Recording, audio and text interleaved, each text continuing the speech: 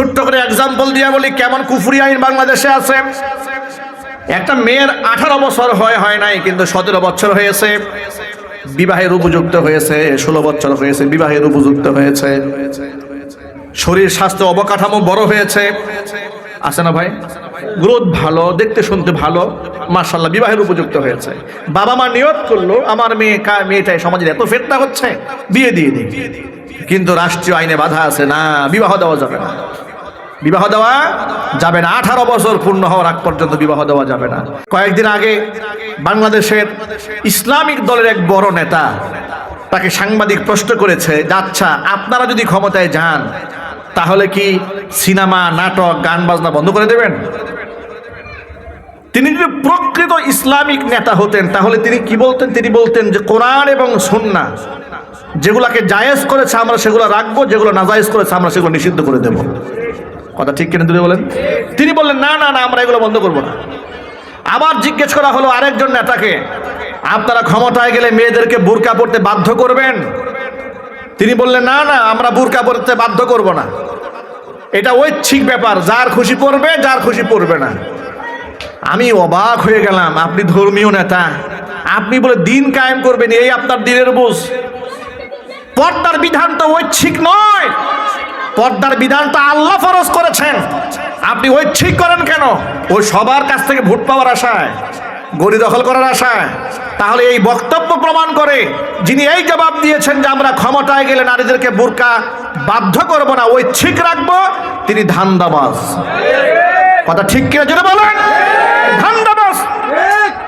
আপনি যদি খেলাফত চান, আল্লাহর দ্বীন চান, আপনি স্টেপ বলবেন আমার আল্লাহ যা হালাল করেছেন রাষ্ট্রীয়ভাবে হালাল ঘোষণা করা হবে, আমার আল্লাহ যা হারাম করেছেন রাষ্ট্রীয়ভাবে তা হারাম ঘোষণা করা হবে।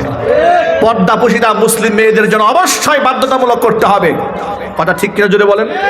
এটা রাষ্ট্রের ফরজ আইন, এটা আমার কথা নয়। কোরআন মাজিদ থেকে একটুখানি শোনায় আপনাদের কি আল্লাহ পাক বলছেন, আল্লাযীনা ইম্মাক্কান্নাহুম ফিল আরদি আকামুস সালাতা ওয়া আতাবুজ যাকাতা ওয়া আমারু বিল মা'রুফি ওয়া নাহাউ আনিল মুনকার। ইমানদারদেরকে যদি আমি ক্ষমতার মস্তদে বসায় দেই, তারা 4টা মৌলিক কাজ করবে। কয়টা যদি বলেন? 1 নাম্বার আকামুস সালাহ, এই সমাজের মধ্যে তারা নামাজ কায়েম করবে। 2 নাম্বার আতাবুজ যাকাত, তারা যাকাত আদায় করবে। 3 নাম্বার আমারু বিল মারুফ, মানুষদেরকে সৎ কাজের আদেশ দেবে। 4 নাম্বার অসৎ কাজ থেকে মানুষদেরকে নিষেধ করবে। তাহলে মুসলিম মেয়েদের পর্দা ছাড়া চলা, এটা কি সৎ কাজ না অসৎ কাজ? আরো জোরে বলেন। তা আল্লাহ তো বলছেন ইমানদাররা ক্ষমতায় গেলে এখানে অসৎ কাজ থেকে বাধা দিবে, আর আপনি বলেন যে না আমরা কোনো বিধি নিষেধ দেব না। তাহলে তো আপনি ইকামতের দিনের মানাই বুঝেন নাই, আপনি ইকামতের দিনের ব্যাখ্যাটাই বুঝেন না, যে আল্লাহ পাক যে দিন দিয়েছেন সে কোন দিন। সমস্ত ইসলাম যা হালাল করেছে রাষ্ট্রীয়ভাবে হালাল ঘোষণা করা হবে, ইসলাম যা হারাম করেছে রাষ্ট্রীয়ভাবে তা হারাম এবং নিষিদ্ধ ঘোষণা করতে হবে। যেমন আমাদের দেশে দুঃখজনক বাস্তবতা লক্ষ্য করেন,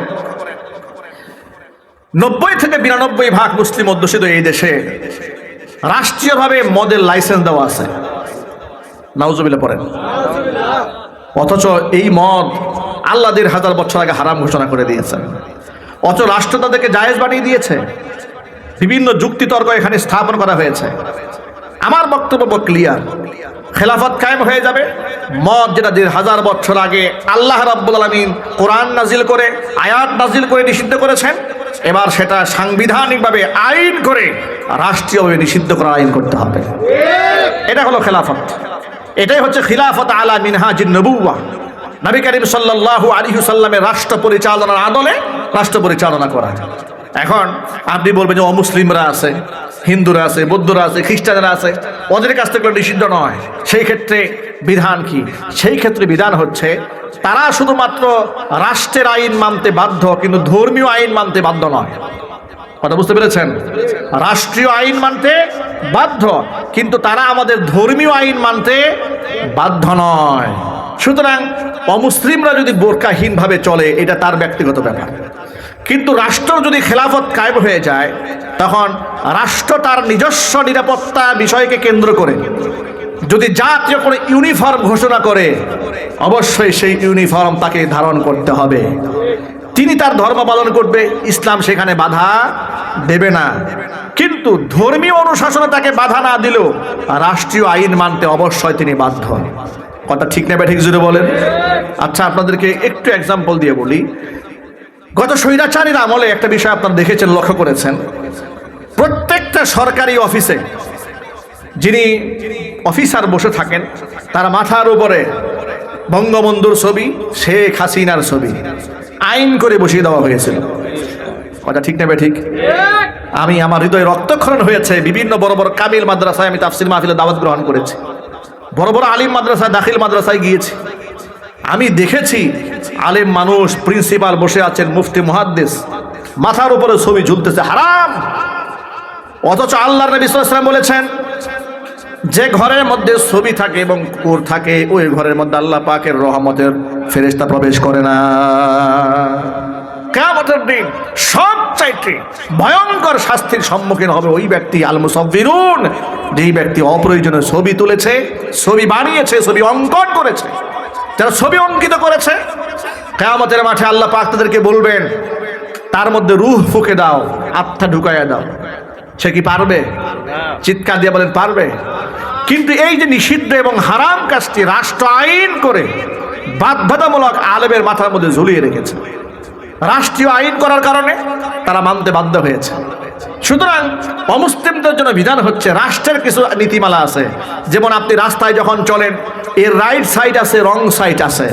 এখানে কে হিন্দু, কে বৌদ্ধ, কে খ্রিস্টান দেখার দরকার নেই। এমন না আমি মুসলমান, আমি ডান পাশে চলবো, উনি হিন্দু, উনি বাম পাশ দিয়ে চলবে, বিষয়টা কি এরকম?